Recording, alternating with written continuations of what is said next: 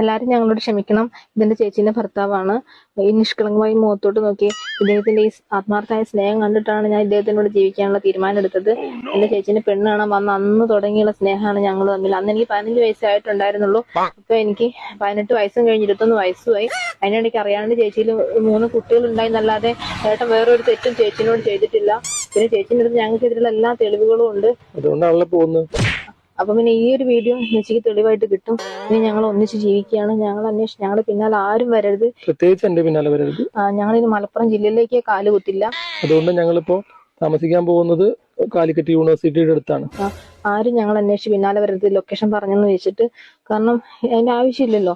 ഇനി ഞങ്ങൾ ഒന്നിച്ച് ജീവിക്കാൻ പോവാണ്. എന്നുവെച്ചാൽ ഏട്ടനെ പൂർണ്ണമായിട്ട് കൊണ്ടുപോവല്ല. ചേച്ചിക്ക് എപ്പോ വേണമെങ്കിലും ഞാൻ വരും ഞാൻ തിരിച്ചു വരും. എനിക്ക് അവിടുന്ന് ഒരു 2-3 എണ്ണത്തിന്റെ കൂടെ പൊക്കാനുണ്ട്. അല്ല, തിരിച്ചു കൊണ്ടുവരാനുണ്ട് എന്റെ കൂടെ. ഞാൻ വരും. അപ്പം അങ്ങനെ ഞങ്ങൾ പൂർണ്ണമായിട്ട് ഇട്ടെറിഞ്ഞ് പോവല്ല. പിന്നെ എന്റെ സാലറി കിട്ടാൻ വൈകിയത് കൊണ്ടാണ് ഞങ്ങൾ ഇത്രയും കാത്തിരുന്നത്. ഈ തിങ്കളാഴ്ച എന്റെ സാലറി കിട്ടും. പിന്നെ ഞങ്ങൾ ഒന്നിച്ച് ജീവിക്കും. പിന്നെ ഏട്ടന്റെ സ്നേഹമാണ് ഞങ്ങൾക്ക് മുന്നോട്ട് ജീവിക്കാനുള്ള സ്നേഹം ഇഷ്ടം പോലെ ഉണ്ട്. ആ ഒരു സ്നേഹമാണ്, ഈ ഒരു ആത്മാർത്ഥ സ്നേഹം ഞങ്ങൾക്കിനി വേർപിരിഞ്ഞ് ജീവിക്കാനേ സാധിക്കില്ല. അത്രേ ഉള്ളൂ.